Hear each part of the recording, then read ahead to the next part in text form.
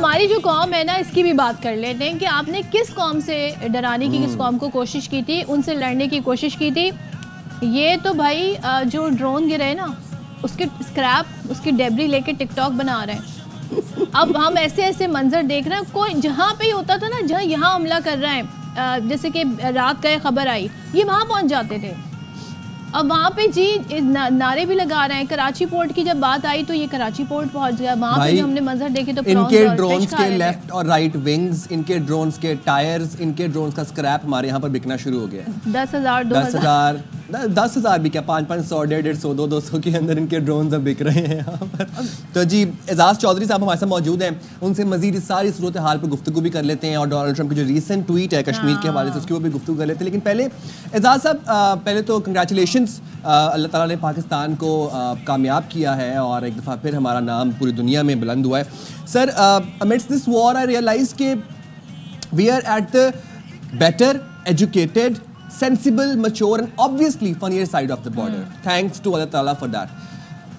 जो भारत का भांडा फूटा है, एक भरम बना हुआ था ना, और अपने आप को ये सुपर पावर भी खित्ते की बनाना चाहते थे। ये जो भरम टूटा है इनके डिफेंस सिस्टम का, इनकी अफवाज का, इनके मीडिया का, पूरी दुनिया के सामने, अब तो ये कहाँ पे शक्ल दिखाएंगे और कौन इन पे ट्रस्ट करेगा?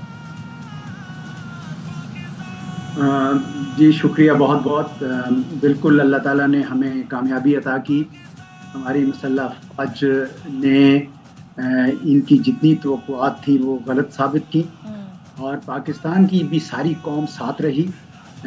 आपका मीडिया, आपकी सिविल सोसाइटी, आपके सफारतकार, हर एक जो है वो आज हमें एक पूरी कौम के तौर पर नजर आया। अल्हम्दुलिल्लाह बहुत खुशी है।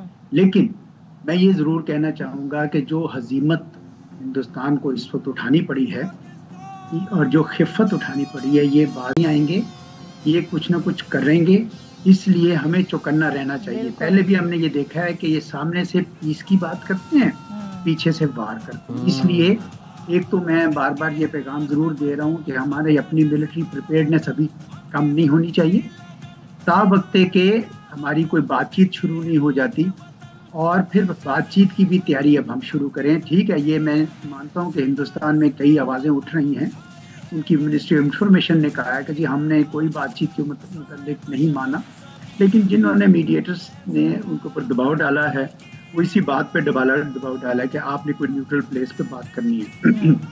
अगर बातचीत होती है और नहीं भी होती तो भी जो हमारे पीस मेकर्स थे, जो मीडिएटर्स थे, अमेरिका है, सऊदी अरब है, कतर है, शायद यूएई है, मुझे उसका नहीं तो इनको हमारा जो टॉकिंग पॉइंट्स कह लें, हमारा जो एजेंडा है वो पहुंचाना बड़ा ज़रूरी है। मैं उसमें 3 एलिमेंट्स जो हैं वो इंतहाई अहमियत के हामिल समझता हूँ, जिसमें मैं समझता हूँ कि सर फहरिस्त टेररिज्म का इशू होना चाहिए। ये कहते हैं ना हमारा कोर इशू है, हमारा भी कोर इशू है कि आप हर 3 साल के बाद, 4 साल के बाद आप इस तरह का शुरू करते हैं, ना कुछ सबूत होता है। बल्कि अब जब हम माजी में गए हैं, पिछले 25 साल में जितने वाक़यात हुए हैं उनमें से अगर हर एक में नहीं तो अक्सर में इनके अपने अंदरूनी हाथ होते हैं। तो ये हम पे जो इल्ज़ाम लगाते हैं, उसका जो दूसरा हिस्सा वो ये है कि पाकिस्तान के अंदर जो इन्होंने टेररिज्म का सब बाजार गर्म कर रखा है बलूचिस्तान के अंदर, हमें उसके सारे के सबूत जमा करके वो भी उस टॉक्स में उस पीस मेकर के सामने रखने चाहिए कि देखें जनाब असल मुजरिम कौन है और ये किसको ये सजा देना चाहते थे। दूसरा आइटम जो है वो पानी का है। पानी का पाकिस्तान की बका के साथ ताल्लुक है, पाकिस्तान की हयात के साथ ताल्लुक है। इस पे कोई कंप्रोमाइज नहीं हो सकता। ये बिल्कुल एजेंडा पे लाना है, बेस पर रखना है कि जनाब ये रोल बैक करें अपनी सस्पेंशन। हाँ, अगर नेगोशिएशंस करनी है तो एक डेमोग्राफिक चेंजेस हुई है, क्लाइमेटिक चेंजेस हुई है, आप साइड लाइंस पे एक ऑप्शनल प्रोटोकॉल, एक एडिशनल प्रोटोकॉल, जिस तरह लॉ ऑफ ट्रीटीज में होता है, आप वो नेगोशिएट करें। पाकिस्तान तैयार होगा। लेकिन जो आपने डिसफंक्शनल किया है परमानेंट कमीशन ऑफ वाटर्स, उसको आप दोबारा से रिस्टोर करें। तीसरा आइटम कश्मीर का है। अब जो कश्मीर का इशू इसलिए इम्पोर्टेंट है, ये बेशक जितना मर्जी इनकार करते रहे हिंदुस्तानी कि कश्मीर इशू नहीं है, ये इशू है और ये इशू ज़्यादा बढ़ गया है जब से 2019 में इन्होंने हरकत की थी। उसकी वजह से सारे कश्मीर, इवन जो हिंदुस्तान नवाज होते थे, वो भी अब खिलाफ हो गए हैं इस बात के कि हिंदुस्तान ने हमारे साथ क्या किया, हमारी शनाख्ती छीन।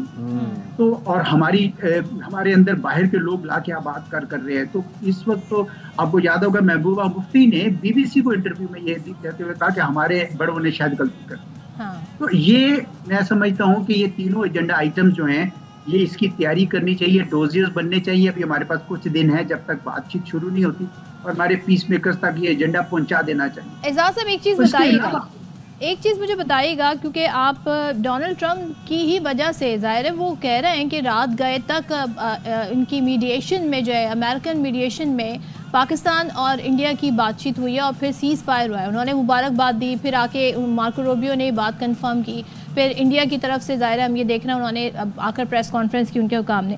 अब डोनाल्ड ट्रंप एक नई ट्वीट में ये कहते हैं कि I will work with both of you to see a solution can be arrived concerning Kashmir, यानी कश्मीर के इशू के हवाले से जो है किसी सोल्यूशन पे पहुंचा जाए। तो आपको लगता है कि ये एक प्रेशर होगा या भारत यहाँ पर भी उसी तरह की हठधर्मी दिखाएगा? डोनाल्ड ट्रंप की ट्वीट कितनी इंपॉर्टेंट है? शुरू में तो दिखाएगा, अभी भी आपको याद होगा तो शुरू के जो 4-5 दिन थे अमेरिका ने कोई काम नहीं किया उस वक्त। उनको कहा अच्छा लड़के देख ले। जब लड़ाई हुई और पाकिस्तान का जवाब आया तो बहुत सारी चीजें उन पे आश्कार हुई। उन्होंने कहा ये हमारा जो घोड़ा जो हम तैयार कर रहे थे, जिसको इतना हमने असला दिया चीन के खिलाफ, तो उसको घोड़े को तैयार कर रहे थे, ये तो बैठ ही गया, लकड़ी का घोड़ा तो निकला। तो पहले तो सबसे